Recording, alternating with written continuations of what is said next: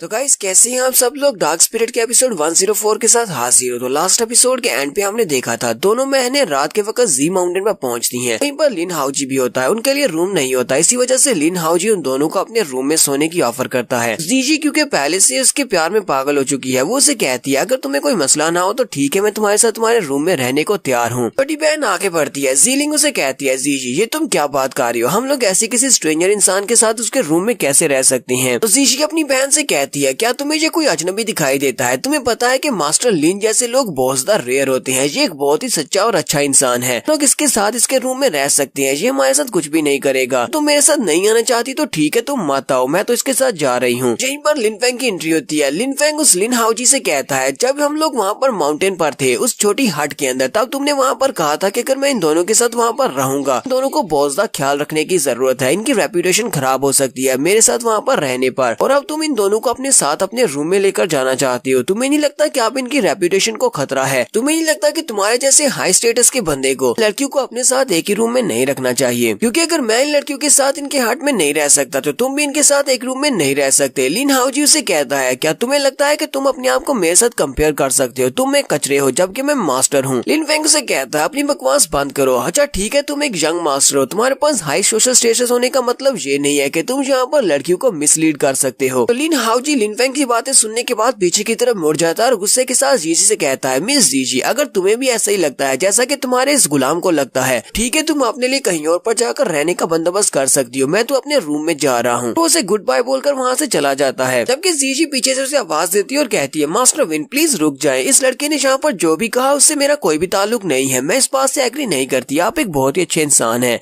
वो अपनी बहन जीलिंग से कहती है सिस्टर चलो जल्दी से हम दोनों एक साथ चलते हैं। वो उसे कहती है नहीं सिस्टर मुझे तुम्हारे साथ नहीं जाना। जीजी उसे कहती है ठीक है फिर अपना ध्यान रखना, मैं तो यंग मास्टर लिन के साथ जा रही हूँ। और वो लिन के साथ आगे चली जाती है। जबकि लिन फेंग छोटी बहन से कहता है जीलिंग तुम उसके साथ क्यों नहीं जा रही, तुम भी उसके साथ सेफ रहोगी, ऐसा नहीं लगता। जीलिंग उसे कहती है थोड़ी देर पहले तुमने कहा था कि जो दिखता है वैसा होता नहीं है, और मुझे भी ऐसा ही लगता है, जो दिख रहा है वैसा बिल्कुल भी नहीं है। हालांकि ये लड़का दिखने में काफी ज्यादा स्ट्रॉन्ग और अच्छा दिखाई दे रहा है, लेकिन मुझे लगता है कि यहाँ पर कुछ ना कुछ तो गलत है। लिन फेंग उसे कहता है लेकिन तुम्हारी बहन ने तो कहा कि अपना बहुत ज्यादा ध्यान रखना, साथ ही लिन हाउजी ने भी तुम्हें मुझसे दूर रहने के बारे में कहा था, तो क्या तुम मुझसे दूर नहीं रहोगी? तो जीलिंग हंसते हुए से कहती है तुम्हें ऐसा क्यों लगता है कि मैं तुमसे दूर रहूंगी? क्योंकि फादर ने तुम्हें हमारे साथ भेजा है हम दोनों की प्रोटेक्शन के लिए। अगर तुम्हें हमारे साथ कुछ बुरा करना होता तो तुम रास्ते में हमारे साथ कर सकते थे या फिर वहीं पर उस हट के अंदर कर सकते थे, लेकिन तुम हमें यहाँ पर माउंटेन पर लेकर आए, इसका मतलब यह है कि तुम वाकई में एक अच्छे इंसान हो। लिन फेंग उसकी बातें सुनने के बाद हल्का सा मुस्कुराता और कहता हालांकि ये दिखने में थोड़ी बोदूसी है लेकिन ये इतनी भी पागल नहीं है, इसे कम से कम इतनी समझ तो है कि कौन अच्छा है और कौन बुरा है। लेकिन इसकी बड़ी बहन उसके साथ तो बहुत ही बुरा होने वाला है। साथ ही जीलिंग लिन फेंग से कहती है तुम्हें ज्यादा खुश होने की जरूरत नहीं है, मुझे तुम्हारे जैसे लड़कों में कोई भी इंटरेस्ट नहीं है, मैं तो एक बहुत ही पावरफुल स्वर्ड कल्टीवेटर से ही शादी करूंगी। लिन फेंग कहता है क्या वाकई में तुम्हें स्वर्ड कल्टीवेटर पसंद है? जीलिंग उसे कहती है हाँ मुझे स्वर्ड कल्टीवेटर पसंद है, क्या तुम्हारे पास कोई ओपिनियन है? लेकिन जो भी हो मुझे तुम में कोई भी इंटरेस्ट नहीं है। और वो दोनों माउंटेन के बाहर जाकर बैठ जाते हैं और वहीं पर रात गुजारने वाले हैं। जीजी अपने रूम के अंदर होती है। लिन हाउजी के रूम के अंदर दो रूम होते हैं, तो लिन हाउजी रात के वक्त जीजी के रूम के ऊपर नॉक करता है और अंदर आ जाता है। वो भी उसे अंदर बुला लेती है, उसे कहती है मास्टर लिन प्लीज अंदर आ जाएं। तो मास्टर लिन अंदर आता है और उसे कहता है तुम तो बहुत ज्यादा खूबसूरत लग रही हो। कि हमारी जीजी आगे से शर्माना शुरू कर देती है और उसे कहती है मास्टर आप तो बस मेरी कुछ ज्यादा ही तारीफ कर रहे हैं, मैं इतनी भी ज्यादा खूबसूरत नहीं हूँ। लिन हाउजी उसे कहता है तुम तो सर से लेकर पाँव तक बहुत ज्यादा खूबसूरत और खूबसूरती की मूरत हो। जीजी शर्माते हुए से कहती है मास्टर लिन आज से पहले किसी ने मेरी इतनी ज्यादा तारीफें नहीं की। लिन हाउजी आगे बढ़ता है और उसे कहता है जीजी जब मैंने पहली बार हाट में तुम्हें देखा उसी वक्त मेरा दिल धड़का था और मुझे कुछ महसूस हुआ जैसे कि मैं तुम्हें पसंद करता हूँ। मुझे लगता है कि हम दोनों एक दूसरे के लिए ही बने हैं। मैंने सोचा नहीं था कि हम दोनों दोबारा इतनी जल्दी मिलेंगे, लगता है कि हम दोनों की किस्मत में मिलना लिखा हुआ है। जीजी उसकी बातें सुनने के बाद बिल्कुल खामोश होती है। मास्टर लिन उसे कहता है जीजी तुम आगे से बात क्यों नहीं कर रही? अगर तुम्हें लगता है कि मैं तुम्हारे लिए ठीक नहीं हूँ, अब फिर मैं यहाँ पर तुम्हारे साथ गेम्स खेल रहा हूँ, फिर अभी यहाँ से वापस चला जाता हूँ, तुम्हें बस ये कहना है कि मैं यहाँ से चला जाऊँ। जीजी उसे कहती है नहीं नहीं मैं ऐसा नहीं चाहती कि तुम यहाँ से जाओ, उसका बस इतना कहना था। तो यंग मास्टर लिन जल्दी से आगे बढ़ता है और उसका हाथ पकड़ता है और उसे अपने साथ चिपकाकर उसे कहता है जीजी क्या तुम मेरी वाइफ बनना चाहोगी? मैं तुमसे बहुत ज्यादा प्यार करने लगा हूँ। और साथ ही वो उसे वहाँ पर किस कर देता है। जीजी भी आगे से रेजिस्ट नहीं करती क्योंकि उसने यहाँ पर उसे शादी करने का झांसा तो दे दिया है। और उसी के साथ ही हमें नेक्स्ट सीन में वहाँ पर सिर्फ कपड़े उतरे हुए दिखाई देते हैं। बाकी आप सभी लोग तो काफी ज्यादा समझदार ही हैं कि यहाँ पर क्या होने वाला है। यहीं से बाहर का सीन भी दिखाया जाता है। जीलिंग और लिन फेंग दोनों माउंटेन के क्लिफ के ऊपर जाकर बैठे होते हैं। जीलिंग लिनफेंग से पूछती है क्या तुम बहुत ज्यादा स्ट्रॉन्ग हो? लिनफेंग कहता है मुझे नहीं पता। वो उसे कहती है मेरे डैड कहते हैं कि तुम बहुत ज्यादा स्ट्रॉन्ग हो। लिनफेंग कहता है हाँ हो सकता है कि मैं बहुत ज्यादा स्ट्रॉन्ग हूँ। जीलिंग कहती है तो तुम्हें क्या लगता है कि अगर लिन हाओची और तुम्हें फाइट हो तो तुम कितने राउंड्स में उसको हरा सकते हो? लिनफेंग कहता है मुझे इस बारे में बिल्कुल भी नहीं पता, वैसे ये कोई बड़ी बात नहीं है, मैं उसको आसानी से हरा सकता हूँ। जीलिंग उसे कहती है लगता है कि तुम बस लंबी लंबी छोड़ रहे हो, तुम जीलिंग हाओ को कैसे हरा सकते हो? और साथ ही उसी वक्त सामने से सूरज निकलना स्टार्ट होता है। वो उसे कहती है जरा माउंटेन्स की तरफ देखो, सूरज निकल रहा है और ये बहुत ही अच्छा व्यू है। जीलिंग उसे कहती है ये तो बहुत ही अफसोस की बात है कि मैं यहाँ पर सनराइज को तुम्हारे साथ देख रही हूँ, हालांकि मैं सनराइज को ऐसे लड़के के साथ देखना चाहती थी जिसे मैं पसंद करती हूँ। लो अब जल्दी से हम लोग वापस चलते हैं क्योंकि शादी की सेरेमनी स्टार्ट हो गई होगी। ये जी क्योंग की वाइफ को देखना है, मैंने सुना है कि वो सबसे ज्यादा खूबसूरत है। अभी जाकर जीजी से भी पूछना है कि वो कैसी है। तो नेक्स्ट सीन जी गवर्नमेंट के मेन हॉल का दिखाया जाता है। बाहर एक बड़ा सा मेन हॉल होता है और उस पे ऊपर एक बड़ी सी मूर्ति लगी होती है जो कि जी गवर्नमेंट के एंसेस्टर्स की होती है और सभी लोग सीढ़ियां चढ़ते हुए ऊपर की तरफ जा रहे होते हैं उसी मेन हॉल की तरफ, मूर्ति के सामने जहाँ पर ये शादी की सेरेमनी होने वाली है। तो वहीं पर जी फैमिलीज के बाकी के साइड क्लैंस के लोग भी आ रहे होते हैं। वो उनसे कहते हैं सभी लोग साइड पर हट जाओ, हम सभी लोग यहाँ पर ब्लड सैक्रिफाइस सेरेमनी के लिए आ रहे हैं। और वो सभी लोग वहाँ से आगे गुजर जाते हैं। तो काफी सारे लोग होते हैं जो कि यहाँ पर इस शादी को अटेंड करने के लिए आ रहे हैं। लिनफेंग और जीलिंग भी वहाँ पर पहुँच जाते हैं। जीलिंग की नजर वहाँ पर अपनी बहन पर पड़ती है। वो उसे कहती है जीजी हम यहाँ पर हैं। जीजी भी वहाँ पर अपनी बहन को देखकर काफी ज्यादा खुश होती है और उसे कहती है तो तुम अभी तक किसी कचरे के साथ ही हो, मुझे तो लगा था कि तुम कहीं और पर होगी। वो अपनी बहन से कहती है क्या तुम ठीक हो? लास्ट नाइट सब कुछ ठीक रहा, कुछ बुरा तो नहीं हुआ? जीलिंग हैरान होकर उसे कहती है सिस्टर ये तुम कैसी बात कर रही हो, तुम इस बारे में इस तरह बात नहीं कर सकती। तुम्हें पता है ना कि डैड ने इसे हमारे साथ ही भेजा था, हम दोनों को इसी के साथ होना चाहिए था। जबकि वहाँ लिनफेंग वहीं पर खड़े खड़े जीजी की तरफ देखता और कहता है इसने अपनी सबसे ज्यादा कीमती चीज को गंवा दिया, ये तो बहुत बड़ी बेवकूफ निकली, मैंने ऐसा सोचा भी नहीं था। ये अभी खाली तो उस लड़के से मिली थी और ये ऐसा कैसे कर सकती है? हालांकि मुझे इस बात से जरा भी फर्क नहीं पड़ता क्योंकि मैं तो इन्हें सिर्फ यहाँ पर जी गवर्नमेंट माउंटेन के ऊपर छोड़ने के लिए आया हूँ। जो भी इनके साथ होगा ये इनकी अपनी वजह से होने वाला है। लिनफेंग भी पीछे की तरफ मुड़ जाता है। जीलिंग से कहता है जीलिंग जीवी मैंने तुम्हारे फादर से वादा किया था कि मैं तुम दोनों को यहाँ तक छोड़ूंगा, तुम दोनों को मैंने जी माउंटेन के ऊपर छोड़ दिया है तो अब मेरा तुम दोनों के साथ कोई भी ताल्लुक नहीं है, इसलिए मैं यहाँ से जा रहा हूँ। इसके बाद मेरा तुम दोनों के साथ कोई भी लेना देना नहीं है। बस यही सोचना कि मैं तुमसे कभी जिंदगी में मिला ही नहीं, मैं तुम्हें नहीं जानता और तुम लोग मुझे नहीं जानते। साथ ही वो जीजी से कहता है जीजी अब जो भी तुमने किया है उस सब के कॉन्सिक्वेंसेस तुम्हें खुद ही बियर करने पड़ेंगे। मैंने तुम्हें पहले से इस बारे में वार्निंग दी थी, ये तुम्हारी अपनी चॉइस थी। तो जीजी को लिनफेंग की सारी बात की समझ आ जाती है लेकिन वो उसे आगे से रोकने की कोशिश भी नहीं करती। जीलिंग अपनी बहन से कहती है जीवी देखो तुमने उसके साथ क्या किया, तुमने उसको गुस्सा दिला दिया और लिनफेंग गुस्से के साथ यहाँ से चला गया है। जीजी उसे कहती है उसे जाने दो, वैसे भी वो यहाँ पर तुम्हें धोखा देने वाला था। लो ये अच्छा ही हुआ कि वो जल्दी से यहाँ से चला गया। फिर साथ ही वो लिन हाओची की तरफ देखती है। लिन हाओची जो कि खुले मुंह के साथ सामने की तरफ देख रहा होता है तो कहती है लिन हाओची अब तुम्हें क्या हुआ, तुम किस तरफ देख रहे हो? वो भी सामने की तरफ देखती है तो स्टेज के ऊपर जी क्योंग आकर खड़ा हो जाता है और उसके साथ उसकी होने वाली वाइफ भी होती है। वो सभी लोग वहाँ पर देखते हैं कि फैमिली के हेड और उसके साथ जी क्योंग जो कि यंग मास्टर है और उसके साथ उसकी होने वाली वाइफ जो कि हमारी जिंजी है, स्नो मून कंट्री की प्रिंसेस। सभी देखने वाले जैसे वहाँ पर दुल्हन को देखते हैं तो बहुत ज्यादा खुश हो जाते हैं और कहते हैं ये लड़की तो वाकई में बहुत ज्यादा खूबसूरत है और ऊपर से इसके दुल्हन वाले कपड़े बहुत ज्यादा प्यारे हैं। जीलिंग भी उसे देखकर बहुत ज्यादा खुश होती है और हैरान भी होती है। वो कहती है तो जी क्योंग तो वाकई में एक बहुत ज्यादा खूबसूरत लड़की के साथ शादी कर रहे हैं। लिन हाओची भी उसी लड़की की तरफ ही देख रहा होता है और कहता है ये तो वाकई में बहुत ज्यादा लकी है जो उसे इतनी खूबसूरत लड़की मिली। ये उसकी तरफ देखती है और कहती है ये उसकी तरफ इस तरह घूर कर क्यों देख रहा है? वो उसके हाथ के साथ अपना हाथ टकराती है तो लिन हाओची बहुत ही बुरा सा रिएक्शन देता है। वो गुस्से के साथ कहता है ये तुम क्या कर रही हो, अरे हिम्मत कैसे हुई मेरे हाथ के साथ अपने हाथ को टच करने की? और साथ ही वो सोच रहा होता है जी क्योंग की वाइफ कोई प्रिंसेस लगती है, वो बहुत ज्यादा खूबसूरत भी है और ऊपर से मेरी ये वाली लड़की ये तो उसके सामने कुछ भी नहीं है, ये तो बहुत ज्यादा अगली दिखती है, मुझे ये नहीं चाहिए। जी माउंटेन के साइड विलेज की मुझे कोई लड़की नहीं चाहिए बल्कि मुझे भी एक प्रिंसेस से शादी करनी है कि अगर मैं इसके साथ यहाँ पर खड़ा रहूंगा तो सभी लोग मेरा मजाक उड़ाएंगे। ऐसे भी मुझे अब इसकी क्या जरूरत है, मैंने जो करना था वो तो मैंने कर लिया है। जीजी बेचारी बहुत ज्यादा घबरा जाती है और उसे कहती है क्या हुआ, तुमने इस तरह का रिएक्शन क्यों दिया? लगता है कि मैंने तुम्हें डरा दिया, प्लीज मुझे माफ करना, लगता है कि बिना पूछे मैंने तुम्हें टच किया इसी वजह से तुमने ये रिएक्शन दिया है। तो फैमिली हेड सभी लोग उसे कहते हैं तुम सभी लोग शांत हो जाओ। वो अपनी बेटी से कहते हैं जीजिया जल्दी से यहाँ पर आओ। तो जीजिया वहाँ पर आ जाती है। वो अपने फादर से कहती है ठीक है फादर मैं आ गई हूँ।